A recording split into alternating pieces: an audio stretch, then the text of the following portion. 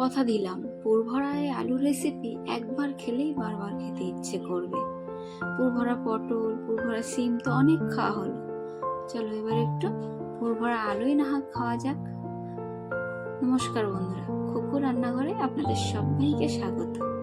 আপনারা কেমন আছেন? আশা করি সবাই খুব খুব ভালো আছে। আমি এইভাবে 4টে বড় সাইজের আলুকে মুখগুলো কেটে নিয়েছি। মুখগুলো আমি রেখে দিয়েছি, সেটা আমি পরে বলছি আপনাদের কেন। এবার আমি আলুর ভিতর থেকে এইভাবে বের করে নেব, একটা পকেট বানিয়ে নেব। আলুগুলোকে সবকটাকে আমি এইভাবে বের করে নেব। তো আমি একে একে সব আলুগুলো বের করে নিচ্ছি একটা চামচের সাহায্যে। এটাকে সাবধানে করতে হবে যেন আলুটা ফেটে না যায়। তো আমার সবগুলো আলু পুর ভরার জন্য পকেট করা হয়ে গেছে। এবার আমি একটা কড়াইতে দিয়ে দিলাম গোটা জিরে, কুচানো পেঁয়াজ দিয়ে একটু নাড়াচাড়া করে ভেজে নেব।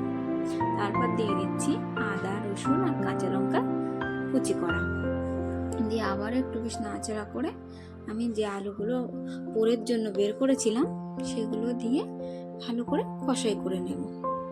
একটু নাড়াচাড়া করে আমি এর মধ্যে একে একে সব গুঁড়ো মশলাগুলো দিয়ে দেবো। হাফ চামচ ধনে গুঁড়ো, হাফ চামচ জিরে গুঁড়ো, হাফ চামচ লবণ আর দিয়ে দেবো হাফ চামচ হলুদ গুঁড়ো। দিয়ে আমি এগুলোকে আবারও নাড়াচাড়া করে মিশিয়ে নেব। এরকম করে আমাকে এটাকে কষাই করে নিতে হবে আলুটাকে। এবার আমার ছেলে এসে আবার বায়না করলো যে আমার ছেলের খুব চিংড়ি মাছ প্রিয়, যে মা একটু চিংড়ি মাছ দাও না। তো আমি আবার চিংড়ি মাছ দিয়ে দিলাম 4টে, যেহেতু আমার 4টে আলু আছে তাই 4টে চিংড়ি মাছই দিয়ে দিলাম। এর মধ্যে আমি দিয়ে দেবো 1 চামচ কাশ্মীরি লঙ্কার গুঁড়োটা দিয়ে আমি আবারও ভালো করে মিশিয়ে নেব। এভাবে একটু মিশিয়ে নিলে ব্যাস আমার পুরটা কিন্তু একদম রেডি। এবার আমি পুরটাকে একটা থালায় নামিয়ে নেব। নামিয়ে আমি এটাকে ঠান্ডা হতে দেব কিছুক্ষণের জন্য। তো এটা আমার ঠান্ডা হয়ে গেছে। এবার আমি আলুগুলোর মধ্যে পুরগুলোকে ভরে নেব। তো আমি প্রথমে একটা করে চিংড়ি মাছ দিলাম, তারপরে আমি আলুর পুরটা এভাবে ভরে দিলাম। এভাবে আমি একে একে সবগুলোর ভিতরে পুর ভরে নেব। আমি পুরগুলো আমার সব আলুর ভিতরে ভরা হয়ে গেছিলো। সবগুলো ভরার পরেও আমার কিছুটা পুর বেঁচে গেছে, যেহেতু আমি একটা করে চিংড়ি মাছ দিয়েছি ওই জন্য আমার কিছুটা পুর বেঁচে গেছে। এবার আমি যে আলুর মুখগুলো কেটে রেখেছিলাম সেটাই আমি এবার লাগিয়ে দেব। তো এখানে টুথপিক দিয়ে লাগাতে পারবেন আপনারা, যেহেতু ওটা আমার কাছে ছিল না। আমার গাছের পেয়ারার ডাল কেটে আমি এরকম কাঠি বানিয়ে নিয়েছি। এবার এই কাঠিটা দিয়েই আমি মুখগুলোকে আটকে নেব। এবার আমি এটার মধ্যে 2-3টে কাঠি দিয়ে আটকে নেব, যেহেতু এটা খুলে যেতে পারে ভাজার সময়, তাই জন্য একটু ভালো করে আটকাতে হবে। তো আমি 2টো কাঠি দিয়ে আটকে নিয়েছি। এভাবে আমি মুখগুলো দিয়ে সবগুলো আলু আটকে নিয়ে এবার ভেজে নিচ্ছি। যে কড়াইতে আমি পুর ভেজেছিলাম ওই কড়াইয়ের মধ্যে তেল দিয়ে আমি আলুগুলো ভেজে নিচ্ছি। তেলটা একটু বেশি দিতে হবে, কেননা এটা বেশি নাড়াচাড়া করা যাবে না, একটাভাবে দিয়েই আস্তে আস্তে ভাজতে হবে এটাকে। তো আমার 1 পিঠ করে হয়ে গেছিলো। এবার আমি আলুগুলো আস্তে আস্তে উল্টে দিচ্ছিলাম অন্য পিঠটা ভাজা হওয়ার জন্য। তো আমি এইভাবে আলুগুলো আস্তে আস্তে ভেজে নেব। তো আলুটা আমার ভাজা হয়ে গেছে। এবার আমি এগুলোকে উঠিয়ে নেব। এবার আমি গ্রেভির জন্য দিয়ে দিচ্ছি কড়াইতে 2টো এলাচ, 2টো দারচিনি আর 2টো লবঙ্গ, 2টো তেজপাতা, 2টো শুকনো লঙ্কা। তারপর আমি দিয়ে দিলাম কুচানো পেঁয়াজ আর আদা রসুন কাঁচা লঙ্কার পেস্ট দিয়ে 2 চামচ দিয়ে দিলাম আমি আদা রসুন কাঁচা লঙ্কার পেস্টটা। দিয়ে আমি আবারও একটু নাড়াচাড়া করে কষাই করে নেব।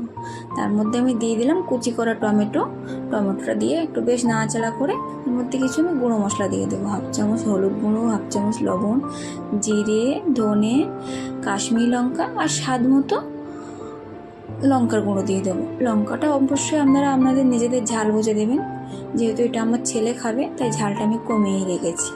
আর দিয়ে দিচ্ছি আমি 1 চামচ গরম মশলার গুঁড়ো।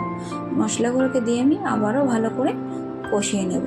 আমি একটু টমেটোগুলো এরকম খুঁচে খুঁচে দেবো, যেগুলো একটু শক্ত শক্ত ছিল আমি খুন্তির সাহায্যে খুঁচে খুঁচে ওগুলোকে গলিয়ে নেব। এবার আমি আগে থেকে ফেটিয়ে রাখা টক দই দিয়ে দিলাম মশলার মধ্যে। এবার টক দইটা দিয়ে অনবরত নাড়তে থাকতে হবে, নাহলে দইটা কেটে যেতে পারে। তো এইভাবে নাড়তে নাড়তে আমার মশলাটা তেল ছেড়ে দিয়েছিল। এই পর্যায়ে আমি একটু কসৌরি মেথি দিয়ে দেবো হাতে ক্রাশ করে। কসৌরি মেথিটা দিলে কি হবে, আলুর টেস্টটাই পুরোটা চেঞ্জ হয়ে যাবে। এটা দিলে একটা অসাধারণ টেস্ট লাগে। তো এটা আমি তারপর দিয়ে দিলাম 2টো চেরা কাঁচা লঙ্কা। তার মধ্যে আমি আলুগুলো দিয়ে দেবো, আগে থেকে ভেজে রাখা আলুগুলো দিয়ে আমি একটু আস্তে আস্তে করে এগুলোকে মশলার সঙ্গে ভালো করে কষাই করে নেব। এক পিঠ করে আমি আস্তে আস্তে এটাকে কষাই করবো, কেননা এটা বেশি নাড়াচাড়া করলে আমার খুলে যেতে পারে। আমি টেস্টটাকে ব্যালেন্স করার জন্য দিয়ে দিলাম অল্প চিনি। চিনিটা অপশনাল, আপনারা দিতেও পারেন না দিতেও পারেন। এবার আমি আলুগুলোকে এক পিঠ করে একটু উল্টে দিয়ে আবারও মশলার সঙ্গে ভালো করে কষাই করে নেব। এটা আমার মশলার সঙ্গে ভালো করে কষাই করা হয়ে গেছে। এবার আমি জল দিয়ে দেব। জলটা অল্পই রাখবো, যেহেতু আমার আলুগুলো আগে থেকে ভাজা ছিল, তো আমি জলটা অল্পই রেখেছি। এবার আলুগুলোকে আমি ফুটতে দেব। ও আর হ্যাঁ, আমি তো কথা বলতে বলতে ভুলেই গেলাম, তোমরা কে কোথা থেকে দেখছো আমার ভিডিও অবশ্যই জানাবে, আমি যেন আপনাদেরকে ধন্যবাদ জানাতে পারি। এবার আমি উপর থেকে একটু আমার বাড়িতে বানানো ভাজা মশলা ছড়িয়ে দিলে ব্যাস পুর ভরা আলুর তরকারি রেডি। এবার আমি এটাকে একটা থালার মধ্যে নামিয়ে নেব। আমার এই রেসিপিটা যদি ভালো লাগে তাহলে অবশ্যই লাইক করবেন আর সাবস্ক্রাইব করে পাশে থাকবেন আমার এরকম নতুন নতুন রান্নার ভিডিও আরও পেতে। ধন্যবাদ।